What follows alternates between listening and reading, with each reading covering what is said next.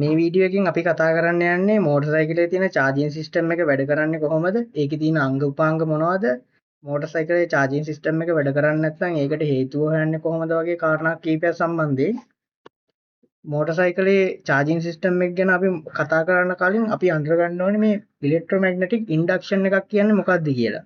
Electromagnetic induction එකක් කියන්නේ සාමාන්‍යයෙන් සරලව කිව්වොත් වෙනස් වෙන මැග්නටික් ෆීල්ඩ් එකක්. තුළට කන්ඩක්ටිව් මැටීරියල් එකක් දැම්මහපුවාම ඒකෙන් ඇති වෙනවා AC වෝල්ටේජ් එකක්. ඒ වෝල්ටේජ් එක තමයි අපි පාවිච්චි කරන්නේ මේ මෝටර් සයිකලේ බැටරිය charge කරගන්න. ඕක තමයි සරලව ගත්තොත් concept එක. මේකේ ඉතින් එහාට කියපුවාම ෆ්ලෙමින්ගේ දකුණු රීතිය වගේ ගොඩක් කාරණා වලට යනවා. අපි ඒක ගැන කතා කරන්නේ නැතුව මේ concept එක ඔළුවේ තියාගෙන අපි යමු ඊළඟට මෝටර් සයිකලේ charging system එක වැඩ කරන්නේ කොහොමද කියලා. මෝටර් සයිකලේ charging system එක ගත්තපුවාම ඒකේ මූලික වශයෙන් අංග උපාංග හතරක් තියෙනවා. පළවෙනි එක තමයි fly wheel එක. fly wheel එක කියන්නේ mechanical වගේම electrical වශයෙන් ගොඩක් වැදගත් වෙන උපාංගයක්. fly wheel එක සාමාන්‍යයෙන් අපි පාවිච්චි කරනවා බයිසිකලේ start කරන්න. ඒ වගේම start වුණායින් පස්සේ බයිසිකලේ engine එකේ momentum එක තියාගන්න. බයිසිකලේ engine එකේ idle එක මේ ස්මූත් තියාගන්න වගේ දේවල් වලට වගේම මේක මැග්නටික් ෆීල්ඩ් එක තියෙන පර්මනන්ට් මැග්නට් එකක් වගේ තමයි හදලා තියෙන්නේ. එතකොට මේ මැග්නට් එක කැරගෙද්දී මේකෙන් ඇති වෙනවා changing magnetic field එකක්. ඒ changing magnetic field එක අපි ගන්නවා ස්ටේටර් එක කියන මේ කොයිල් පැක් එකට. මේක තියෙන්නේ තඹ වලින් හදපු කොයිල් එතිච්ච පැක් එකක් තමයි තියෙන්නේ. ඒ කොයිල් පැක් එකට අර මැග්නටික් වෙනස් වෙන මැග්නටික් ෆීල්ඩ් එක නිසා ඇති වෙන කරන්ට් එක එකතු කරගන්න පුළුවන්. එතකොට ඒ එකතු කරගන්න කරන්ට් කියන්නේ AC වෝල්ටේජ් එකක් විදිහට. ඒ AC වෝල්ටේජ් එක දෙනවා අපි එන්න මේ RR යුනිට් එක කියන ඉක්විප්මන්ට් එකට. RR යුනිට් එක කියන එක සාමාන්‍ය රෙගියුලේටර් රෙක්ටිෆයර් එක කියලා හඳුන්වනවා.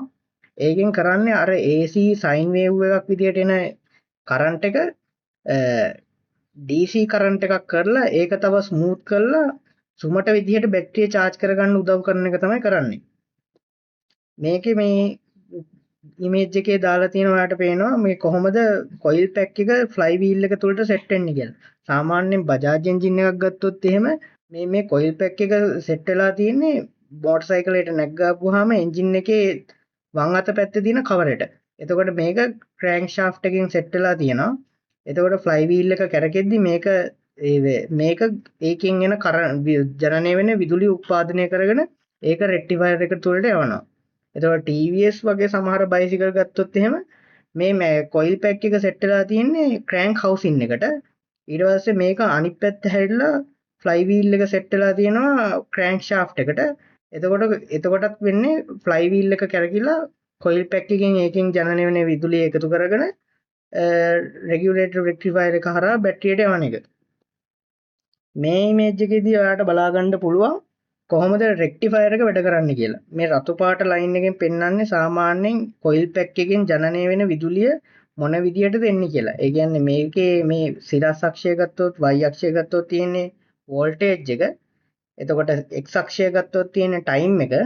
මේ මිලි සෙකන්ඩ්ස් වලින්. එතකොට ඔයාලට බලන්න පුළුවන් මේ කාලයත් එක්ක මේ වෝල්ටේජ් එක අඩු වැඩි වෙනවා වගේම වෝල්ටේජ් එකේ විභවාන්තරයේ පැති දෙක මාරු වෙනවා. ඒක තමයි AC වෝල්ටේජ් එකක් කියන්නේ. ඊට පස්සේ රෙගියුලේටර් රෙක්ටිෆයර් එකෙන් කරන්නේ අර AC වෝල්ටේජ් එකේ අර අනිත් පැත්තට නෙගටිව් පැත්තට යන වෝල්ටේජ් එක කරකවලා ආපහු පොසිටිව් පැත්තට යවලා මේ නිල් පාට ලයින් එකේ විදිහේ විදුලියක් ජනරේට් කරනවා. ඊට පස්සේ ඒක වෝල්ටේජ් එක ස්මූත් කරනවා මේ කොළ පාට ලයින් එකේ විදිහට. එතකොට මේ ස්මූත් කරපු වෝල්ටේජ් එක තමයි බැටරියට යන්නේ මේ බැටරිය charge කරන්න. අපි ඊළඟ ටික මෝටර් සයිකලේ ළඟට ගිහිල්ලා කතා කරමු. මෙතන මේ කවර් එක ඇතුලේ තමයි අපි කතා කරපු ෆ්ලයි වීල් එකයි කොයිල් පැක් එකයි තියෙන්නේ.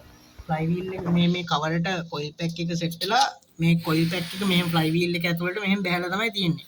එතකොට කොයිල් පැක් එකෙන් වයර් තුනක් එළියට එනවා. කහ පාට වයර් තුනක්. ඒක තමයි මේ සොකට් එකකින් එන වයර් තුන. එතකොට මේ වයර් තුනෙන් එන ලයින් එක මේ කෙලින්ම ගිහිල්ලා මේ වයර් තුන සෙට් වෙනවා රෙක්ටිෆයර් එකට. රෙක්ටිෆයර් එකෙන් මෙතන ග්‍රවුන්ඩ් වෙලා තියෙනවා හයි වෝල්ටේජ් එකක් අවු දරා ගන්න. එතකොට මේ රෙක්ටිෆයර් එකෙන් එන ඊළඟ කරන්ට් එක තමයි මේ ගිහිල්ලා මේ බැටරියට සම්බන්ධ වෙන්නේ. බැටරිය charge කරන්න. බැටරිය charge වෙනවාද කියලා බලන්න මේ අතර ගහලා ඔයාට මෙතන පෙන්වනවා බැටරි චාර්ජින් ඉන්ඩිකේටර් එක. සාමාන්‍යයෙන් දැන් මේක යතුරු ගහලා මෙහෙම තිබ්බහම මේක රතු පාටට පත් වෙලා තියෙන්න ඕනේ. ඊට පස්සේ ස්ටාර්ට් කරායින් පස්සේ මේක නිවිල යන්න ඕනේ. මේ විදියට. ඒක නිවෙන්නේ නැත්තම් මේ ඒ කියන්නේ ඔයාගේ බැටරි චාර්ජින් සිස්ටම් එකේ අවුලක් තියෙනවා. එතකොට ඔයා ඊළඟට බලන්න ඕනේ චෙක් කරලා මෙහෙම හෙඩ් ලැම්ප් එක එහෙම ගහලා බලන්න ඕනේ මේ බැටරි ලයිට් එක ආපහු පත් වෙනවද කියලා. මොකද සමහරලාට හෙඩ් ලැම්ප් එකට හයි බීම් කරන්ට් එක උරද්දී අර ලාවට වගේ චාර්ජ් වුණොත් හරි ඕන ගානට චාර්ජ් වෙන්නේ නැත්නම් මෙතන රතු පාට ලයිට් එක පත් වෙනවා. ඒ නිසා හෙඩ් ලැම්ප් එක ගහලා බලන්න. ඊට පස්සේ මේව රේස් කරලා බලන්න ඕනේ මේ ලයිට් එක පත් වෙනවද කියලා. ඒ ලයිට් එක පත් වෙන්නේ නැත්නම් ගැටුවන්න මේ රේස් කරද්දී ලයිට් එක පත් වෙනවා නම් ඒ කියන්නේ ඕන ගානට චාර්ජ් වෙන්නේ නැහැ. සාමාන්‍යයෙන් දැන් මේ චාර්ජින් ලයිට් එක නැති එකක බලනවා නම් එහෙම නැත්නම් ඕන බයික් එක මේ චාර්ජින් ලයිට් එක ඔයාගේ පත් වෙනවා නම් ඊළඟට ඔයා කරන්න ඕන දේ තමයි මල්ටිමීටර් එක කරගෙන බැටරිය චෙක් කරලා බලන එක. ස්ටාර්ට් කරන්න නැතුව තියෙද්දි සාමාන්‍යයෙන් වෝල්ටේජ් එක 12.4යි 12.8යි අතර තියෙන්න ඕනේ. අපි මේකේ මේ වෝල්ට් මල්ටිමීටරේ DC වෝල්ටේජ් එක 20ට දාලා අපි ධනාග්‍රේට රතු පාට ප්‍රෝබ් එකයි ඍණාග්‍රේට කළු පාට ප්‍රෝබ් එකයි තිබ්බහම සාමාන්‍යයෙන් 12.4යි 12.8යි අතර පෙන්වන්න ඕනේ. හැබැයි දැන් මම ටික කර කලින් ස්ටාර්ට් කරපු හින්දා අර charge වෙච්ච මේ වගේ තියෙන හින්දා තමයි දැන් මේ 12.8යි 6ක් වගේ ලොකු ගාණක් පෙන්වන්නේ. ඊට පස්සේ වෝල්ටේජ් එක මෙහෙම ස්ටාර්ට් කරද්දි බයික් එක ස්ටාර්ට් කරද්දි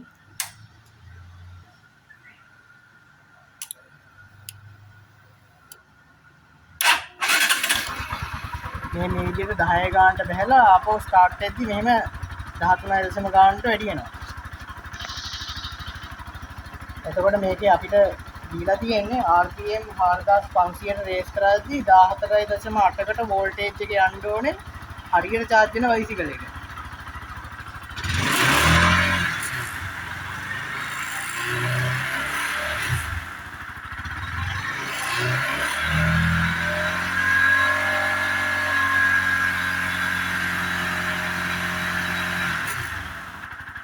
බයික් එකට දැන් 14.8ක් අතර ගානකට වෝල්ටේජ් එක එනවා.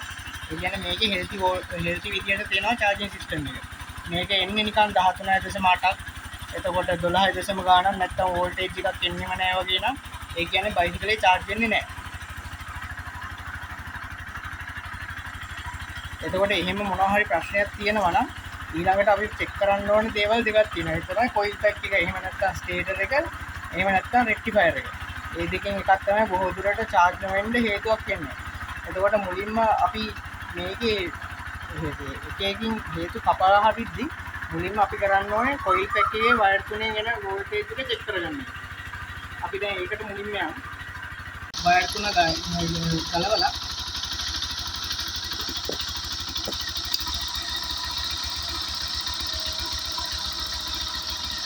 අපි මෙහෙම වයර් තුනට තියලා බලනවා කීයක් වෝල්ටේජ් එක එනවද කියලා.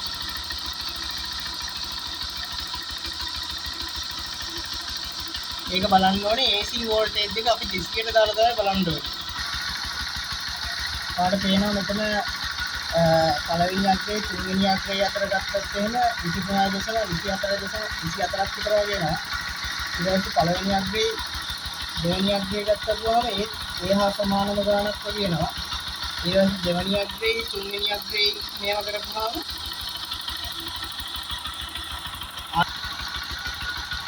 දෙවෙනි අග්‍රේ තුන්වෙනි අග්‍රේ අතර ගත්තොත් ආයෙ 24 ආසන්න ගාණක් එනවා.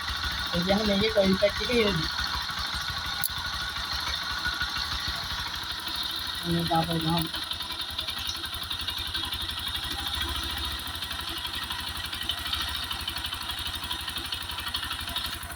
24-25ක් වගේ සමාන වෝල්ටේජ් එකක් රීඩින් තුනේම ඔයාලට එන්නේ නැත්නම් ඒ කියන්නේ කොයිල් පැක් එකේ මොකක් හරි ප්‍රශ්නයක් තියෙනවා. හිතන්නකෝ එකක එනවා කියලා 24ක් අනිත් එකේ 24ක් ඇවිල්ලා අනිත් දෙකේ ඒ කියන්නේ 2යි 3යි සෙට් කරපුවාම බිඳුවක් පෙන්නනවා නම් කොයිල් පැක් එකේ අවුලක් තියෙනවා. සාමාන්‍යයෙන් ඒක මයිලේජ් සෙට් කරනකොට කොයිල් පැක් එකේ අවුල් වුණාම තව තියෙන දේවල් තමයි මේ ඉලෙක්ට්‍රික් විනින් සවුන්ඩ් එක කියලා එකක් තියෙනවා. ඒ කියන්නේ මේ කොයිල් පැක් එකෙන් එන ශබ්දයක් තියෙනවා. ගොඩක් කරාච් වල කට්ටිය ඒක ක්‍රෑන්ක් ෆෙයරින් වල සද්දය එක්ක පටලවා ගන්නවා.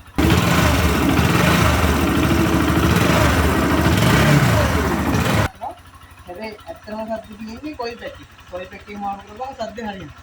තව තියෙනවා මේ හෙඩ්ලයිට් එක නිවි පත්තු වෙනවා. හෙඩ්ලයිට් එක එළිය අඩු වෙනවා. එතකොට හෙඩ්ලයිට් එක රේස් කරද්දී හොඳට පත්තු වෙලා නැති වෙද්දී හෙඩ්ලයිට් එක ඩිම් එකක් පත්තු වෙනවා. ෆෝන් එක හරියට වදින්නේ නැති වෙනවා. ඒ වගේ දේවල් ඒවා එක එක සිම්පටම්ස් එනවා නම් ගොඩක් වෙලාවට කොයිල් පැක් එක ෆේල් වෙනවා වෙන්න පුළුවන්. ඊළඟට තව එකක් තමයි මේ කොයිල් පැක් එකේ තියෙන ෆේලියර්ස් වලදී කොයිල් පැක් එක ගොඩක් වෙලා කොයිල් පැක් එකේ තියෙන ෆේලියර්ස් වලදී ගොඩක් වෙලාවට කොයිල් පැක් එක ෆේල් වෙනවා නම් මේ battery indicator battery charging indicator එක තියෙනවානේ. මේක ඉඳලා හිටලා එකපාරටම පත් වෙලා නිවිලා යන විදිහේ තමයි ගොඩක් වෙලාවට එන්නේ. සමහරක් වෙලාවට පත් වෙනවා ඊළඟ වතාවට ආයෙත් ඕෆ් කරලා ඔන් කරපුවා ආයෙ පත් වෙන්නේ ආයෙ ෆෑන් එක ගන්න ආයෙ සති වෙන දැක්කලා පත් වෙනවා. ඔයගේ දේවල් එනවනම් බොහෝ දුරට කොයිල් පැක් එක එන්න පුළුවන් මගේ අත්දැකීම අනුව. එතකොට ඒක හොඳ නම් ඊළඟට අනිවාර්යෙන් චෙක් කරන්න ඕනේ රෙක්ටිෆයර් එක. රෙක්ටිෆයර් එකේ කේබල් ටික මුලින් බලලා ඉන්න ඒ ටික හරියට කනෙක්ට් වෙලා තියෙනවද කියලා මෙතනින් ඇතුලෙන් ඉන්නවා කේබල් එකක් හානස් එකට. මේ කේබල් එක හරියට සෙට් වෙලා තියෙනවද බලන්න. අපි කලින් චෙක් කරලා තියෙන කේබල් එක හරියට චෙක් වෙලා තියෙනවද කියලා බලන්න. එහෙම නැත්නම් රෙක්ටිෆයර් එක ගොඩක් දුරට ෆේල් වෙනවා වෙන්න පුළුවන්. රෙක්ටිෆයර් එක ෆේල් වුණොත් එකපාරටම බයිසිකල් එක charge වෙන්නේ නැතුවම යනවා. ඒකට මේ අතුපාට ඉන්ඩිකේටර් ලයිට් එක හැම සිස්ටම් එකේ පත් වෙලා තියෙනවා. ඒකට නිකන් වාට දවස් දෙකක් විතර බැටරිය සම්පූර්ණයෙන්ම බැහැලා ස්ටාර්ට් කරගන්න බැරි වෙන මට්ටමට එනවනම් බොහෝ දුරට ඒ රෙක්ටිෆයර් එක වෙන්න පුළුවන්. ඉතින් මුලින්ම ඔයා කරන්න ඕනේ අර මම කලින් කිව්ව විදිහට බැටරිය මුලින්ම 14.2යි 14.8යි අතර වෝල්ටේජ් එක යනවා බලන්න ස්ටාර්ට් කරලා බැටරි මල්ටිමීටර් එකේ දාලා බලන්න. ඊළඟට කොයිල් පැක් එක චෙක් කරලා බලන්න කොයිල් පැක් එකේ අර වෝල්ටේජ් තුන ගානට සම්මුතිකව එනවාද කියලා. ඊට පස්සේ ඒකත් හරියනවා ඊළඟට රෙක්ටිෆයර් එක තමයි චෙක් කරලා බලන්න ඕනේ.